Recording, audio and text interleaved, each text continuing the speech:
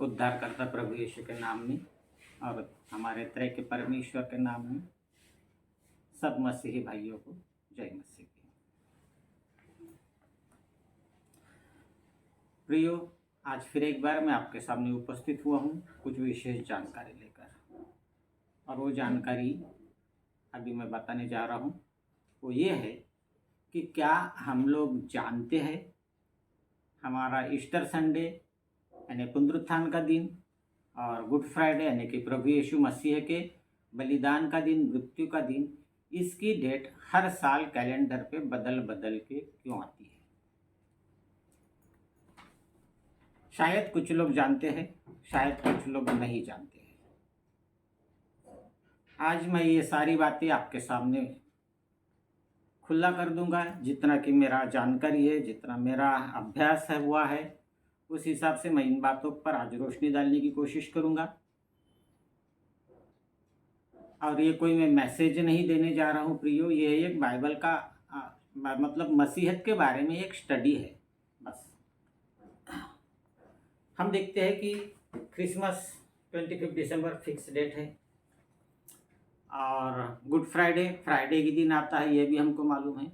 Easter Sunday Sunday को आता है, ये भी हमको मालूम है। ईस्टर संडे के एक दिन छोड़कर सैटरडे छोड़ दिया तो पहले गुड फ्राइडे आता है, ये हमको, लेकिन ये हमको सबको मालूम है। लेकिन ये हर बार ये डेट बदल के क्यों आती है? कभी मार्च महीना, अभी इस साल ये 2024 है तो इस साल मार्च महीना के 31 तारीख को हमारा पुनरुत्थान का दिन कंप्लीट हो जाएगा।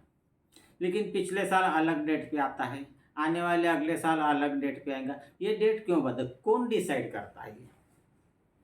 जो कैलेंडर हम भारत भर में आज पूरे भारतवर्ष में देखते हैं, उस कैलेंडर पे लिखा रहता है, बस हमने कैलेंडर को देखा है। लेकिन कैलेंडर पर लिखने के लिए डिसाइड कौन किया है? किसने बताया है कि इस तारीख को बताना, ईस्टर संडे मनाना चाहिए करके? और हर साल अलग अलग डेट आती है। तो प्रियो, यहाँ पर कुछ बातें मैं आपके सामने बताने जा रहा हूँ। जैसा कि हम उसके पहले 40 दिन लेन डेज भी मनाते हैं, घर घर प्रार्थना होती है। लेन डेज आ गया करके 40 दिन के उपवास चालू हो जाते हैं। और लगभग सभी कलीसियाओं में स्टार्ट होने वाला है इस साल। अभी 14 फरवरी को और लेन डेज की शुरुआत होने वाली है। वो आता है बुधवार यानी कि वेंसडे, और उसको बोला जाता है ऐश वेंसडे, भस्म बुधवार। अब ये भस्म क्यों बोला गया वगैरह, ये सब ट्रेडिशन आ गया है बीच में, इसके पीछे कोई लॉजिक नहीं है। एक ट्रेडिशन है, प्रथाएं चल रही है, गलत नहीं है, अच्छी नहीं है, चल रही है, बुरी नहीं है, कोई उसके पीछे विशेष बातें नहीं है, बस चल रही है। ऐश वेंसडे मनाना चाहिए करके। अब ऐश क्यों बोलना चाहिए, इसके पीछे भी कोई विशेष ऐसा महत्वपूर्ण बात वो नहीं है, बस ऐश बोला गया है। पाम को जला के उसकी ऐश बहुत सारे कलीसियाओं में यहाँ पर ऐसा क्रॉस का चिन्ह बनाया जाता है। और वो भी पाम कौन से, तो पिछले साल पाम संडे को जो यूज़ किए गए थे वो, लेट इट बी, वो हमारा सब्जेक्ट नहीं है। हमारा सब्जेक्ट है डेट कौन डिसाइड करता है। तो प्रियो, यहाँ ये ग्रेगोरियन, अभी मैं बताने जा रहा हूँ, ग्रेगोरियन कैलेंडर जो था पुरातन, अभी भी है, उस कैलेंडर के अनुसार एक ठहराव किया गया था। और वो ठहराव हुआ था निकिया कॉन्फ्रेंस में। एक कॉन्फ्रेंस हुई थी, कब हुई थी? ईस्वी सन 325 में, जब मसीही प्रचारक लोग, शिष्य लोग उस समय के, मतलब प्रभु यीशु मसीह के 325 साल बाद प्रचारक लोगों का एक कॉन्फ्रेंस हुआ है। और जहाँ क्रिसमस मनाए जाते थे, जहाँ ईस्टर पुनरुत्थान का दिन मनाया जाता था, तो उन लोग अलग अलग पद्धति से, अपने अपने पद्धति से कुछ कर रहे थे। तो उस निकिया कॉन्फ्रेंस में ईस्वी सन 325 में एक डिसीजन लिया गया और उसको सार्वजनिक तौर पर किया गया है कि चलो पुनरुत्थान का दिन जब मनाते हैं तो उसके 40 दिन पहले पश्चाताप किया जाए। प्रभु यीशु मसीह का पुनरुत्थान है, उसके पहले प्रभु यीशु मसीह का मृत्यु है, उसके भी पहले प्रभु यीशु मसीह ने दिया हुआ प्रभु भोज है। जो सबसे जरूरी, सबसे पवित्र और सबसे महत्वपूर्ण हम मसीही लोगों के लिए होता है प्रभु भोज। तो पहला प्रभु भोज प्रभु ने जब दिया था वो मृत्यु के एक दिन पहले दिया था। तो वो प्रभु भोज लेना है, प्रभु यीशु मसीह क्रूस पर मारे जाएंगे उस बात को स्मरण करना है, प्रभु यीशु मसीह तीसरे दिन फिर जी उठे उस बात को उत्सव भी मनाना है। तो ये सब करने के पहले हम अपने आप को जांचना है, मन की तैयारी करना है। इसलिए 40 दिन के उपवास माने गए। अब 40 के पीछे भी ये रिपीटेशन है कि 40 यह अंक बाइबल में बहुत बार रिपीट हुआ है, बहुत बार रिपीट हुआ है। मोशे 40 दिन पहाड़ी में 2 बार गए, प्रभु यीशु मसीह ने उपवास 40 दिन किए। हाँ, एक बात और अलग है कि प्रभु यीशु मसीह के मृत्यु और पुनरुत्थान के बाद पेंटेकोस्ट 50वें दिन है। पेंटेकोस्ट मतलब 50वां, तो वहाँ पर 40 नहीं है। लेकिन प्रभु यीशु मसीह ने भी बैप्टिज्म लेने के पहले बैप्टिज्म लेने के बाद 40 दिन जंगल में जाकर, एकांत में जाकर प्रार्थना और उपवास किए। तो ये 40 आंकड़ा रिपीट हुआ है, इसलिए 40। अदरवाइज हम चाहो तो 50 दिन कर सकते, हम चाहो तो 60 दिन कर सकते लेन डेज को। अब यहाँ पर बात यहाँ आती है कि ये जो ग्रेगोरियन कैलेंडर था उस कैलेंडर के अनुसार ये बात हमारे ये ऐसी एक डिसाइड की गई है कि अभी के कैलेंडर के अनुसार कि मार्च महीना की 21 तारीख, सुनिए ध्यान से, मार्च महीने की 21 तारीख, उस 21 तारीख के बाद आने वाली पहली पूर्णमासी, फुल मून, पौर्णिमा जिसको बोलते हैं, मार्च महीना के 21 तारीख के बाद आने वाली पहली पूर्णिमा और उस पूर्णिमा के बाद आने वाला पहला संडे ईस्टर संडे होता है। चाहो तो आप किसी भी साल का कैलेंडर उठा के इस बात को टैली करो, इस बात को टैली करो। फिर एक बार सुनो, मार्च महीने की 21 तारीख, 21 तारीख के बाद आने वाली पहली पूर्णिमा, फुल मून, और उस पूर्णिमा के बाद आने वाला पहला संडे ईस्टर संडे। अब वहाँ से काउंट डाउन करना है, उस संडे से उल्टी गिनती करना है 40 दिन की। ईस्टर संडे को छोड़ दिया, फिर सैटरडे पहला आता है, फ्राइडे दूसरा आता है, ऐसा उल्टा काउंट करते जाइए 40 तक। इसमें संडे को काउंट नहीं किया जाता, संडे को कभी भी लेन डेज में काउंट नहीं किया जाता। इसलिए संडे छोड़कर 6 दिन काउंट करते जाइए। वो आता है बुधवार, ऑलवेज बुधवार ही आता है। संडे ईस्टर संडे से बीच में के 6 संडे छोड़ देकर, बीच में 6 संडे आते, वो 6 संडे को अगर छोड़ दिए तो काउंट करने पर 40वें दिन बुधवार आता है और उसको हम ऐश वेंसडे कर कर बोलते हैं और वहाँ से हम लेंट डेज की शुरुआत करते हैं। लेंट इस शब्द का अर्थ होता है लंबा करना।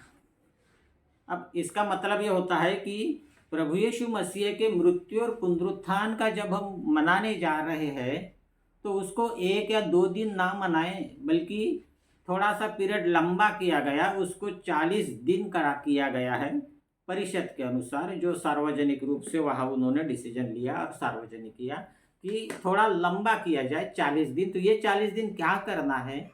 40 दिन ये नहीं कि सिर्फ उपवास किया, मतलब सिर्फ भूखे रह गए, रोटी नहीं खाया, खाना नहीं खाया, हो गया, ऐसा नहीं है।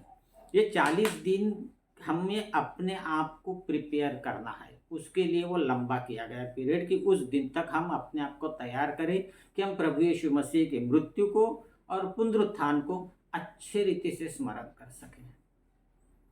और ये 40 दिन जो प्रार्थना और उपवास के, इसके 3 पिलर माने गए, उसके 3 स्तंभ माने गए। ये 40 दिनों में क्या करना है? तो ये 40 दिनों में 3 बातें करनी है, ना केवल भूखा रहना बल्कि 3 बातें हैं। उसमें नंबर 1 पे आती है प्रार्थना और पश्चाताप। देखिए सुनिए, पहले नंबर पे आती है प्रार्थना और पश्चाताप। हमें अपने आप के लिए, अपने परिवार के लिए पश्चाताप भी करना है, प्रभु यीशु मसीह से प्रार्थना भी करना है। दूसरे नंबर पे आता है उपवास। उपवास का मतलब सिर्फ भूखा रहना नहीं होता, उपवास का मतलब होता है सैक्रिफाइस। सैक्रिफाइस करना, त्याग करना।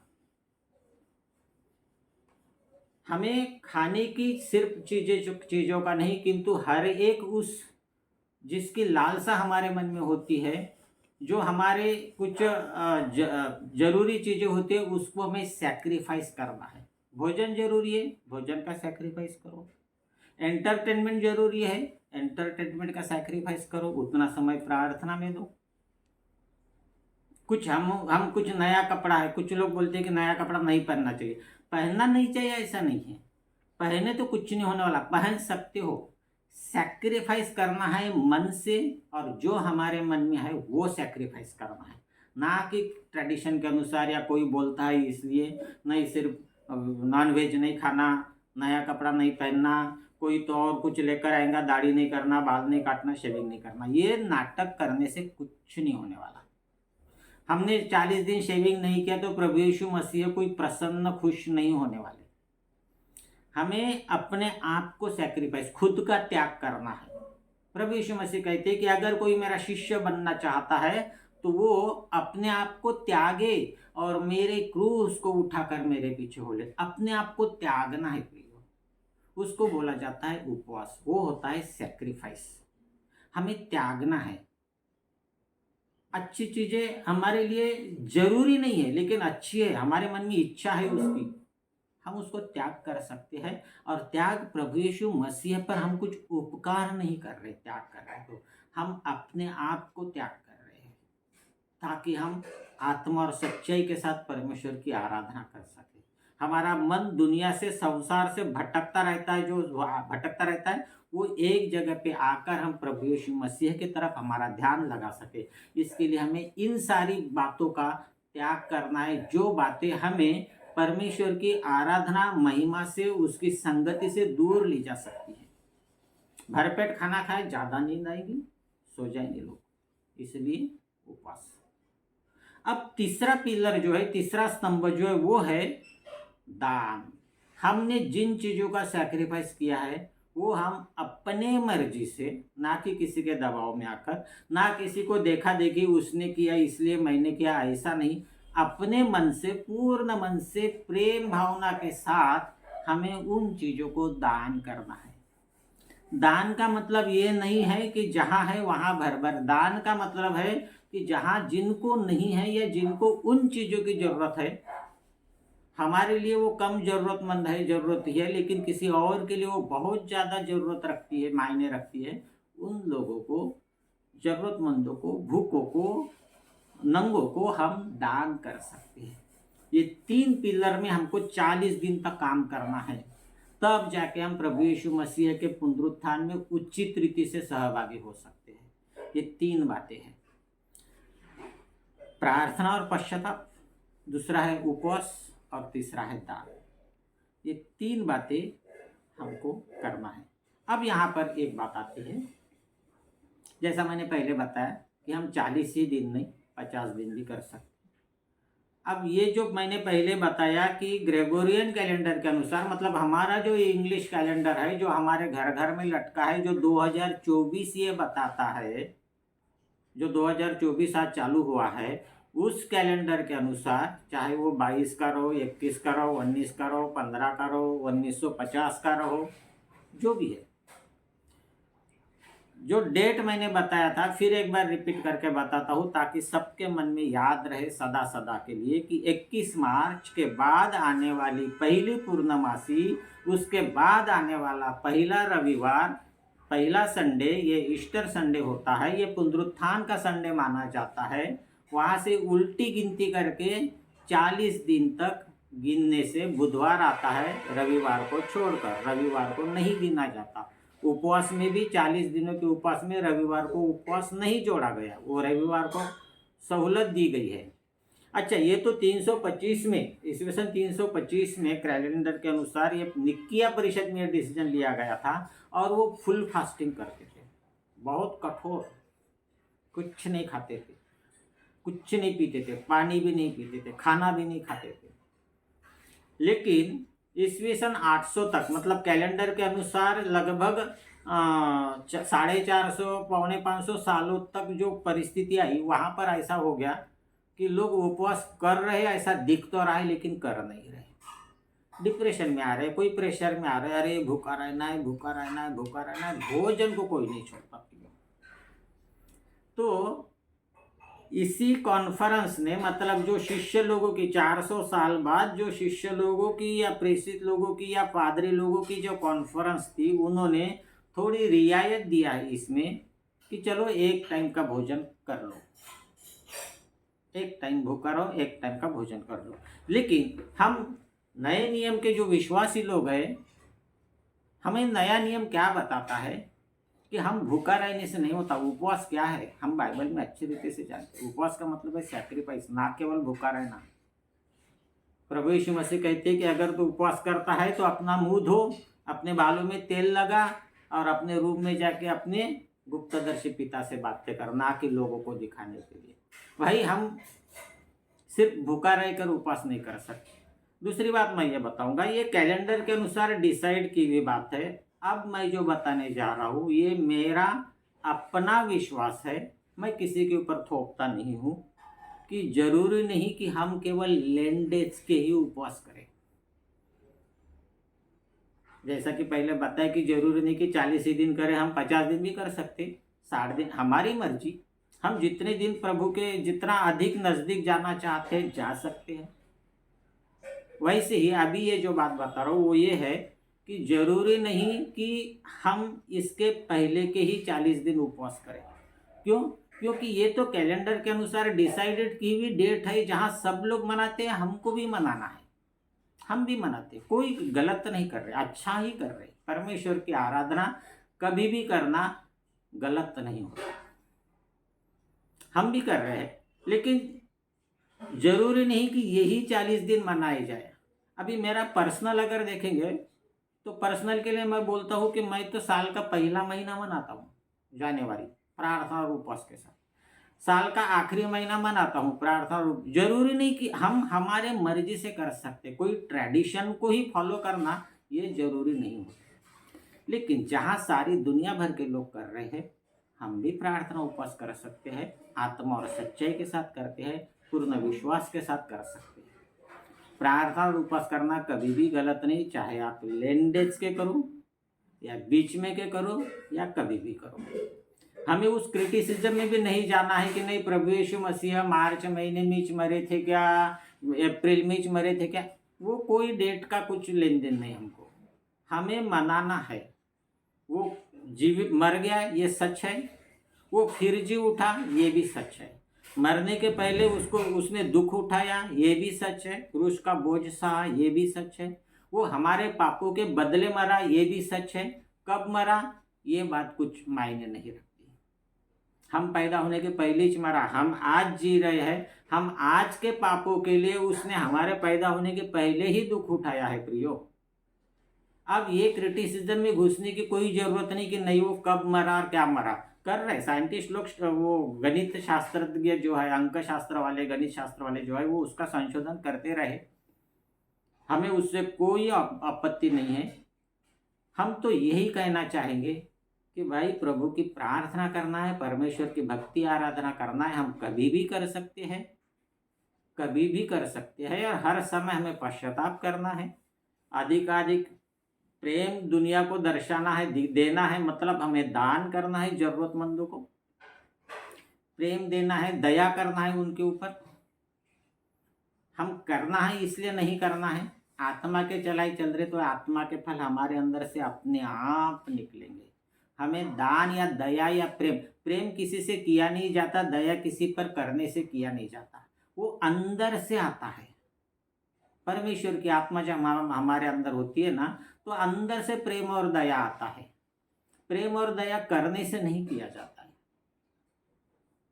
तो यही बात है कि आज इतना मैं बताने के लिए छोटा सा, ज़्यादा लंबा नहीं करता, छोटा सा वीडियो बनाया हूँ।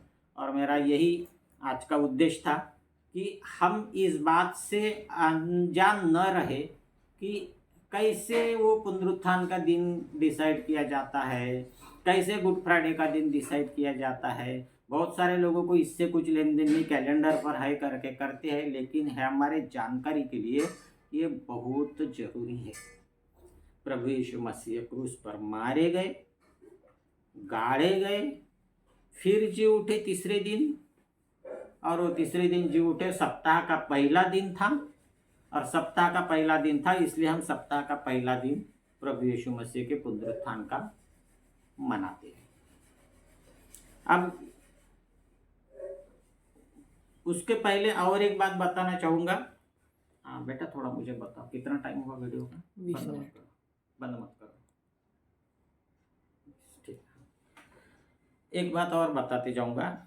जो ईस्टर संडे होता है, पुनरुत्थान का रविवार होता है, उसके पहले हम लोग गुड फ्राइडे मनाते हैं, मतलब प्रभु यीशु मसीह के मृत्यु का दिन मनाते हैं। तो कुछ शब्दों में कुछ मतलब यहाँ भाषा का भी थोड़ा सा ये आता है, मैं बताता हूँ आपको। कि जैसे गुड फ्राइडे हो गया फ्राइडे के दिन, फिर सैटरडे। बहुत सारे कलीसिया में सैटरडे नाइट को ही वर्शिप चालू कर देते हैं पुनरुत्थान की। उसको बोला गया है पास्का सन, पास्का फेस्टिवल, मतलब हम ईस्टर बोलते हैं। ईस्टर ये नाम बाद में आ गया, कुछ तो भी जोड़ जनता। ईस्ट से मतलब नया दिन है, वो बात अलग है। लेकिन वो पास्क फेस्टिवल मनाते हैं, पास्का बोला गया, पास्का लैटिन वर्ड है पास्का। पास्का का मतलब होता है, उसका मराठी में भी बहुत अच्छा शब्द है, बहुत लॉजिकल शब्द है, वलांडनाचा सण। वलांडन, ओलांडून जाने, मतलब किसी चीज को लांग कर उस पार जाना। पास का मतलब होता है किसी चीज को लांग कर उस पार जाना। मराठी में उसको बोला है ओलांडन, ओलांडनाचा सण, ओलांडून जाने। अब किसी चीज को पार करना, जैसे कि इजराइल लोगों ने मोशे के साथ में होते हुए लाल समंदर को पार किया, चलकर पार किया। मतलब क्या हुआ? पास किया उसको, उन्होंने उसको पार किया, मतलब उसको चलकर उस पार चले गए, वो पास आउट हो गया। जब हम बैप्टिज्म लेते हैं, हम पानी में डूबते हैं और ऊपर आते हैं, हमारा पुराना जीवन पास आउट हो गया, निकल गया, पास वलांडन। अभी हम नए जीवन में आ गए। बाइबल की बातों को याद करिए, जहाँ इजराइल लोग जब समुद्र से पार आ गए, उसमें उनका बैप्टिज्म हो गया, मतलब वो नया जीवन लेकर उधर आए। ये पुराना जीवन छोड़ दिया, नया जीवन लेकर आए। यही इसी को पास का सन बोला गया, मतलब वलांडन का सन बोला गया। मतलब कि पुराने जीवन को त्याग कर हमें हर साल नए जीवन में आना है। हम वापस फिर कर पुराने जीवन में जाते हैं, तो यह एक चांस है कि 40 दिन हम प्रार्थना करें, उपवास करें, अपने आप का त्याग करें, और हम पुराने जीवन को छोड़कर नए जीवन में आए, पास्क में आए, वलांडन करके आए। मतलब पुराना जीवन छोड़कर उस पार से इस पार चले आना, अंधकार से ज्योति की तरफ आना है। पुराने जीवन से नए जीवन में, पापमय जीवन से निकलकर पवित्रता के जीवन में हमें चलना है। उसको बोला गया पास्क। प्रभु यीशु मसीह ने भी उस क्रूस पर मरकर तीसरे दिन फिर जीवित होकर हमारे पुराने जीवन के लिए पुराने जीवन का बदला चुकता किया, पाप का बदला चुकता किया, और हमें नया जीवन दिया। हम उस जीवन से इस जीवन में आ गए। पापमय जीवन से विश्वास के द्वारा जो उद्धार हमें मिलता है, उस उद्धार के जीवन में हम आ गए। अब ये उद्धार हमें अनुग्रह के तौर पे मिलता है, विश्वास के द्वारा, ना कि हमारे कर्मों के द्वारा। कर्मों के द्वारा नहीं है उद्धार। बाइबल बताती है कि उद्धार अनुग्रह से हमें मिला है, विश्वास के द्वारा, ना कि कर्मों के। हम विश्वास करते हैं कि प्रभु यीशु मसीह हमारे लिए उस क्रूस पर मारा गया, गाड़ा गया, फिर जी उठा। मतलब उस मृत्युमय पापमय पुराने जीवन से वो हमारे लिए जी उठा, ताकि हम भी उसके साथ जी उठे। हमारा भी पुराना जीवन छूट जाए, और छूट गया, और प्रभु यीशु मसीह के साथ हम नए जीवन में फिर से आ गए। प्रियो, आज के लिए यही रुकते हैं। ये जानकारी हो सकता है शायद आपके लिए महत्वपूर्ण हो। मैं ये नहीं कहूँगा कि सब्सक्राइब करना है और बेल बटन दबाना है और ये करना है। मुझे व्यूज़ बढ़ाना मेरा उद्देश्य नहीं है प्रियो। मेरा उद्देश्य है कि ये जानकारी अधिक से अधिक लोगों तक पहुंचे, अधिक से अधिक लोग जागरूक होवे और जो कुछ हम करने जा रहे हैं वो हमें उस पर्व की शुरुआत के पहले ही पता चले कि हमें क्या करना है। मेरा उद्देश्य यही था कि ये जानकारी ज़्यादा से ज़्यादा लोगों तक पहुंचे। अगर आप भी पहुंचाना चाहते हैं तो आप उसको जिस रीति से बाकी लोग बताते हैं कि सब्सक्राइब करना, ये करना, वो करना, जो भी करना चाहते आप करें। मैं इतना ही कहूँगा कि लिंक एक दूसरे को फॉरवर्ड करें ताकि ज़्यादातर लोग इस बात को इस जानकारी को प्राप्त कर सके। ठीक है, थैंक यू। प्रभु यीशु मसीह के नाम में धन्यवाद। सबको जय मसीह।